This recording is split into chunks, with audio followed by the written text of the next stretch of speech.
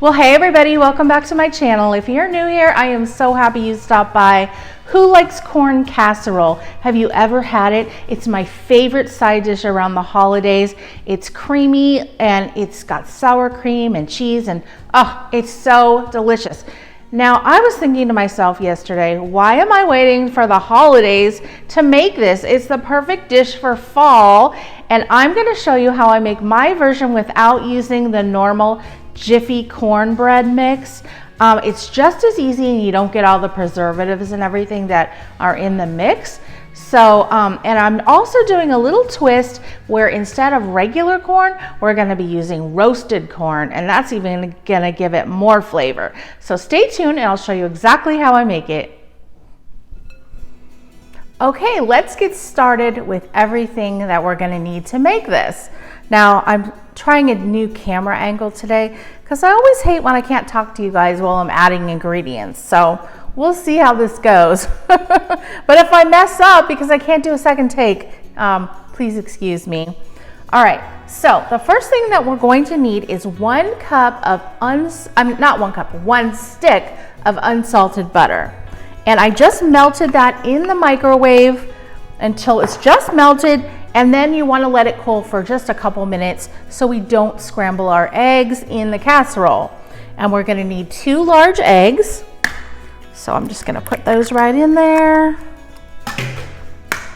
Super easy. And then we are just going to take a whisk and whisk this up. Okay. Now we're going to go ahead and add in 1 cup of full fat sour cream. Now you could use the low fat sour cream, but whatever you do, do not use the non-fat because the casserole just is not going to turn out right, and you'll be disappointed. So, I mean, if you're going to make this, use the full fat, right? Okay, so we're just going to stir that in there, super easy. Okay, and then the next thing that we're going to add is our creamed corn. You're going to need 14.75 ounces of creamed corn, and you do not drain this, you just stick the whole thing in there. And then you're also going to need 1 bag of roasted, fire roasted corn. Now I got this at Safeway, but they also have it at Trader Joe's. I'm sure they have it a lot of places. And it came in a 12-ounce bag. Okay, and it says to add 3 tablespoons of water and microwave it for 3 minutes. So that's what I did. You don't want to put it in frozen. And then just drain off the excess water after it's done cooking. So we're just going to add our fire roasted corn. Now this is going to give it a really nice flavor. Just going to give it that something extra, right? Now I can already tell I probably should have used a bigger bowl. See, I told you things were going to be happening, but it's all good, right? We will make it work. Okay, so we're just going to mix that around so everything's nice and incorporated. All right, and now we're going to add 1/2 cup of all-purpose flour. Now, if you want to make this gluten-free, all you're going to do is substitute gluten-free flour for the regular flour. And now we're going to add in 1/2 cup of regular fine cornmeal. And this is going to replace the Jiffy corn box that we're using. Now we need 3 tablespoons of granulated sugar, 1/2 teaspoon of baking powder. We don't need much. And some salt. I think it was 3/4 teaspoon. But don't worry, I will, as always, have every single ingredient that you need listed in the description box. Now, this is sort of a pet peeve of mine, you guys, and you're probably gonna think I'm really petty, but when I go and visit a channel and I'm looking at the recipe and it looks really good, and then I go down, and it had quite a few ingredients, so I go down and I I look in the description box, there's no recipe. So then I have to go through the video and write everything down. Now a lot of them will have like a blog that say, oh, visit here for the recipe. That's totally fine. But I don't like it when they don't put any list of ingredients in the description box. So that's my pet peeve for today. All right, now we're all done with that. See how easy it was? And now we're just gonna take a half a cup of freshly grated cheddar cheese. I'm using white sharp cheddar today, but you could also use the orange. And just dump that in. And I'm gonna say the cheese is optional, but since we're putting all this sort of not low calorie stuff in there, we might as well add the cheese, right? Okay, see, it is all done, and I'm gonna be right back because I forgot to go get a pan. So see you in a sec.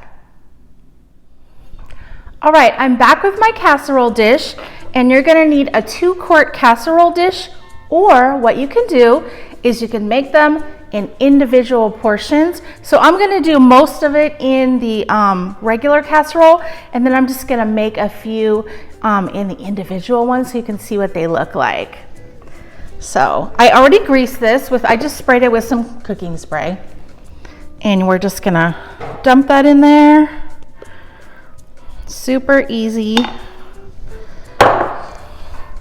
And I meant to tell you, when you're stirring in the flour, the dry ingredients, try not to over mix it too much because that will make your corn casserole get tough. So just mix it until it's just combined. Now the great thing about these silicone muffin tins is you do not have to spray them. Nothing sticks to them. You guys, I highly recommend getting these. They're on Amazon, and you can get like a dozen of them for like $8.99. And that way you don't have to use your old nasty tin pans. Well, at least mine are. All right, so I'm just gonna put some of the corn casserole in these. Now you don't wanna fill it too full because they are gonna puff up a little bit. And I am actually going to try to make these in my air fryer. And I think that would be great for the holiday because you can fit at least 6 of them in my air fryer. And that way you're not taking up oven space for all your side dishes for the holidays. So I think that is a great idea.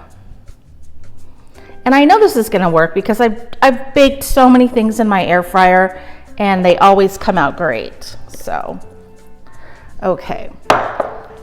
So we're gonna preheat our oven to 350 degrees, and the large casserole is gonna take anywhere from 40 to 45 minutes or until like a skewer in the middle comes out mostly clean. It's okay if there's a little bit of jiggle in the middle, but you wanna make sure it's cooked. Now, since I've never made these in the air fryer, I'm gonna have to test and see how long that it took me to cook these. I'm guessing probably 15 minutes, but I will let you know. So stay tuned and I'll be back. So I just took the mini version of the corn casserole out of the air fryer, and it took 17 minutes at 325 degrees. And I'll show you what they look like. They came out great. They're definitely done. So I think these small ones are really neat, and they freeze really well too. You can just freeze them, pop them in a Ziploc bag, and then you'll be good to go. You can make them ahead for the holidays and then just reheat them real briefly in the oven. So our other big casserole is still cooking, and I'll be back when that one's done. So my corn casserole was in the oven for 45 minutes, and this is what it looks like. So yummy. Now you know I have to try a bite. And it was very hard for me to wait 10 minutes until it cooled off enough, because you know if you try it when it first comes out of the oven, you're gonna burn your mouth, and that's no fun. So here it is. It's super light and fluffy, but it's also gonna be creamy. So let's try a bite. Here's a bite for you.